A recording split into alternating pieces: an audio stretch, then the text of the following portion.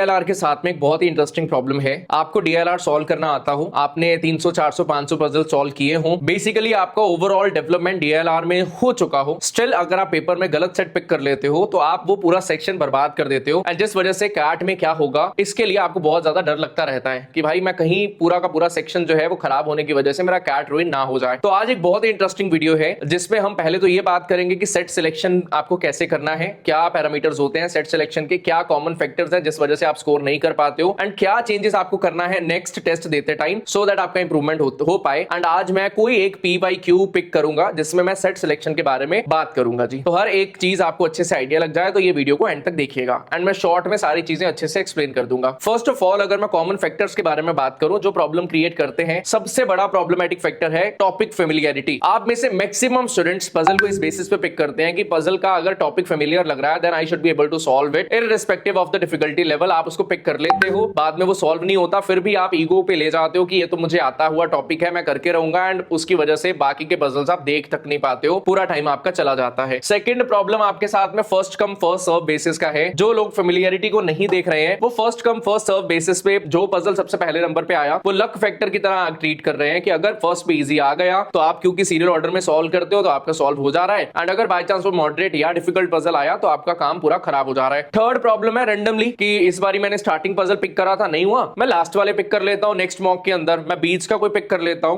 कोई फायदा नहीं है। थोड़ा लॉजिकली हमें सिलेक्शन जो है वो करना होगा। देन है आपका length. Length one of the parameter जरूर है, जैसे फेमिलियरिटी एक वन ऑफ द पैरामीटर जरूर है, बट आप सिर्फ इसी बेसिस पे जजमेंट नहीं ले सकते हो कि आपको ये पजल कर लेना चाहिए एग्जाम सिनेरियो में या छोड़ देना चाहिए बात के लिए। लास्ट है आपका लैंग्वेज। मे भी आपको लैंग्वेज समझने में डिफिकल्टी आ रहा हो, फिर भी आपको लगता है यार ये टॉपिक शायद मैं कर सकता हूं ये पजल, फिर भी आप उस पजल पे टाइम दे दो, that is absolutely wrong. I hope so all these things are clear to you now. अब बात करते हैं कि एक्चुअल में जब डीएलआर सेक्शन स्टार्ट होता है तो आपको क्या करना है। आपका first 2 to 4 minute, even up to 5 minutes as well, अगर आप अभी उस स्टेज में हो कि आपने मॉक सेक्शनल जस्ट स्टार्ट किया है तो आपको अप टू 5 मिनट्स जा सकते हैं, बट हमारा टारगेट टाइम 2 to 2.5 मिनट्स रहेगा जो प्रोसेस हमें करना है। जैसे ही आपका पेपर ओपन होता है आपको सारे के सारे पजल्स को गो थ्रू करना है कि कौन से टॉपिक के क्वेश्चन है, लैंग्वेज कैसा है, बहुत ज्यादा लेंथी स्टेटमेंट वाले क्वेश्चन है, नॉर्मल स्टेटमेंट्स वाले क्वेश्चन है, क्वेश्चन टाइप कैसा आया है, क्या देखने में लग रहा है यार बहुत टेढ़ा है या नहीं है। आप इसको क्वेश्चन पेपर मोड में जाकर भी कर सकते हो या फिर क्वेश्चन पैलेट पे डायरेक्टली आप क्वेश्चन 1 2 3 क्लिक करके आप चेक कर सकते हो। आपको ये भी पता होना चाहिए कि यार अगर 5 क्वेश्चंस वाला पजल आया है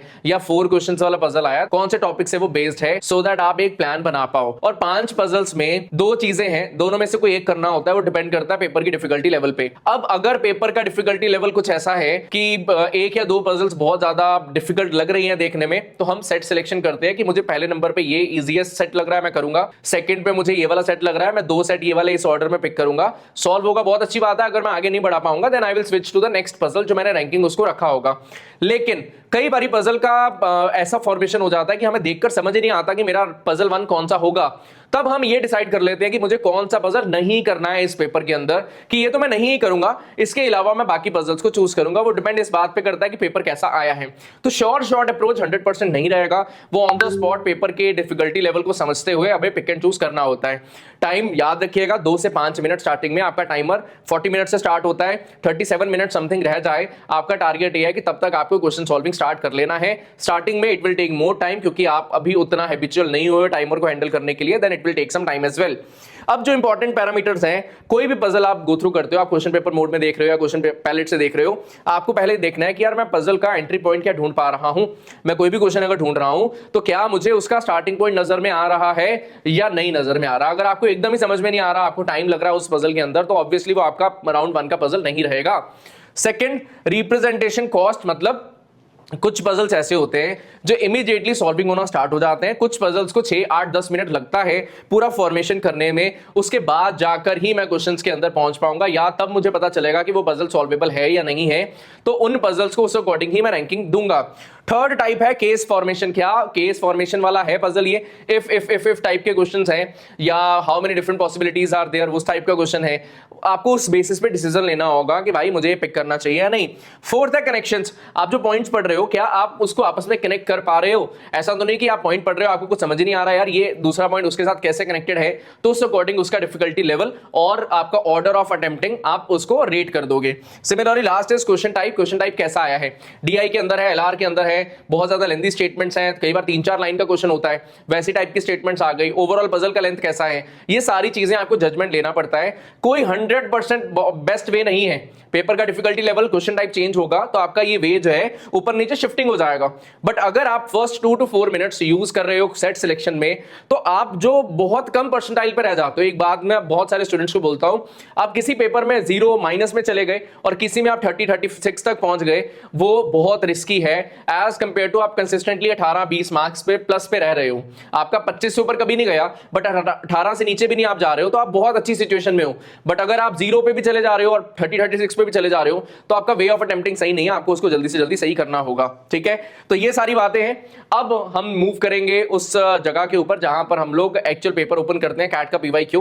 आई एम नॉट श्योर कौन सा लाइव है, शायद 2024 का कोई स्लॉट मेरे पास अवेलेबल है लाइव, मैं उसको ओपन करूंगा एंड क्या क्या चीजें मेरे दिमाग में आती हैं उन पजल्स को गो थ्रू करते हुए वो मैं आपको बताऊंगा, सो दैट आपको आइडिया लग पाए। मुझे ऐसा लगता है ये बहुत ज्यादा इफेक्टिव रहेगा। एंड इन केस आप और चाहते होगे मुझसे कि ऐसे ही मैं और वीडियोस बनाऊं और पीवाईक्यूज का पूरा पेपर रैप अप करें कि क्या ऑर्डर होना चाहिए, तो आप जरूर कमेंट सेक्शन में बता देना। चलिए स्टार्ट करते हैं। तो हमारे पास में 2024 स्लॉट 2 और 3 दोनों ओपन है।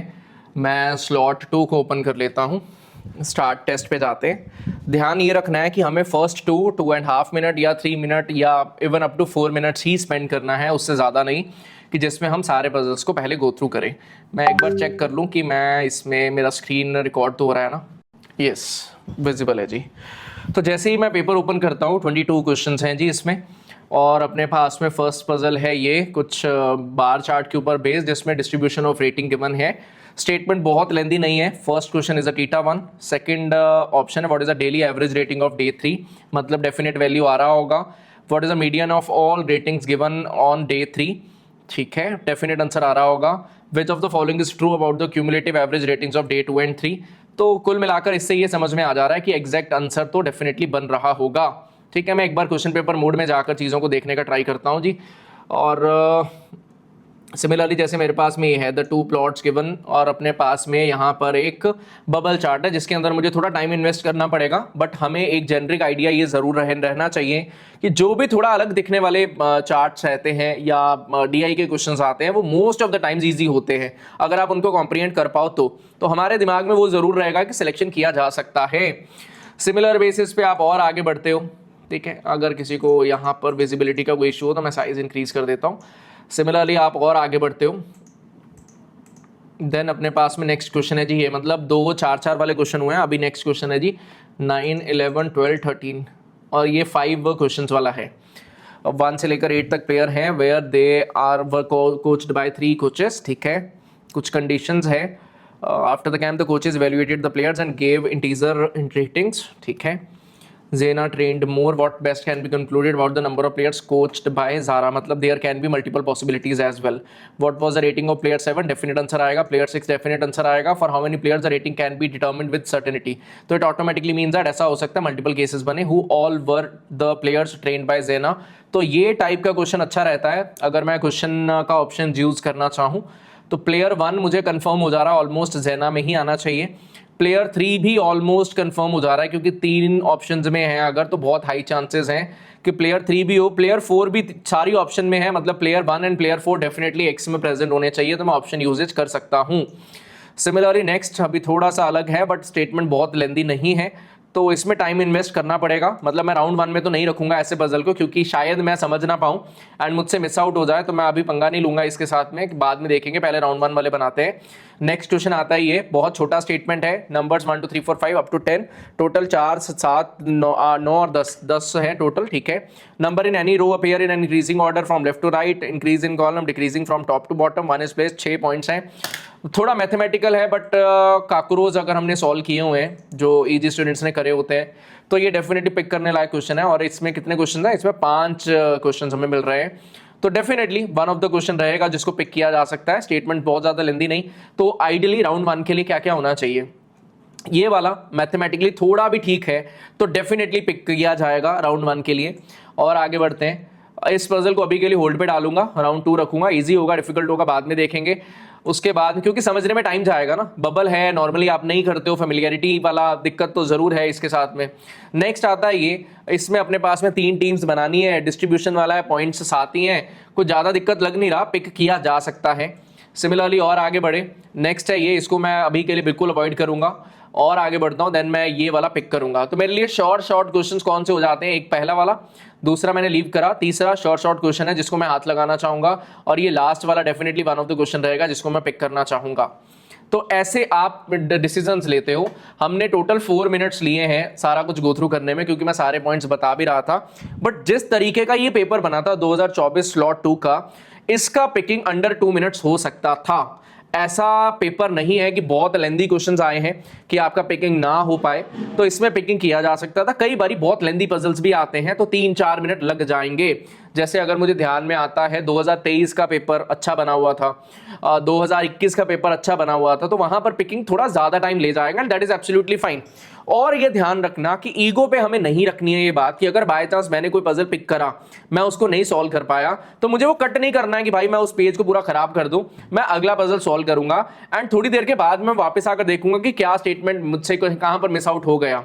6-8 मिनट अच्छा टाइम होता है ये समझने के लिए कि मैं क्या आगे बढ़ पा रहा हूं उस पजल के साथ में या नहीं, एंड ऑटोमेटिकली उस चीज का आपको आइडिया लग जाएगा। I hope so all the points are clear to you. शायद मैंने इसका वीडियो ऑलरेडी बनाकर डाला होगा, लास्ट ईयर डाला होगा इसका। इन केस आपको इसका सॉल्विंग वीडियो चाहिए तो आप कमेंट कर देना, मैं आपको प्रोवाइड करा दूंगा। अगर कोई इंडिविजुअल पजल में प्रॉब्लम होगा, आप सॉल्व नहीं कर पा रहे हो, तो वो भी बता देना, मैं उसका भी कंप्लीट वीडियो जो है वो अटैच कर दूंगा। ठीक है जी। So that is all from my side for this particular video. I hope so जो मैं पॉइंट क्लियर करना चाहता था इस वीडियो के थ्रू मैंने वो किया। That will be all. Thank you, bye bye.